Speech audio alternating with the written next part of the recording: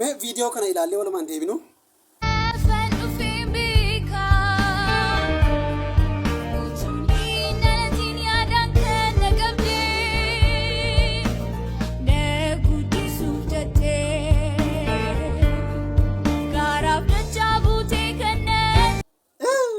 Mee ingaa achumatti dhaabi. Lafan dhufeen beeku golutiin bareedatti baaste. Waan tokko kallattii afurii waan tokko sitti hin banamne la. Si galee kana duukaa mancin qabiin nama gaagotee qidaaseedha. Naannoo haa ta'u qiddisti.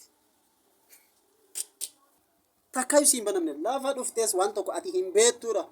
Lafan dhufeen beeka. Maal tamaa dhokoo akkatti faarfattedha. Maaf jalaa yakkitaadha man. Yeedaloosaa walaloosaa hin balleessite. Balleessite itti taphatte irraa bereessite. Oromiffarraa gara Amaariffarraa gara Oromiffaatti lafa fakkaatan natti jijjiirte. Moo maal in Ingiliffeessite. Waxii hin ta'uudha. Namoonni ganaa akka kanatti hojjetanis hin ta'uudha. Zeemaa isa jalaan jijjiirana yeedaloosaa walaloosaa qaqqat godhee hojjetan itti yaadee achii kenname ayyaana dhala wantichi. Kanaafuuti wantoota nutti hin xeneneessiniidha.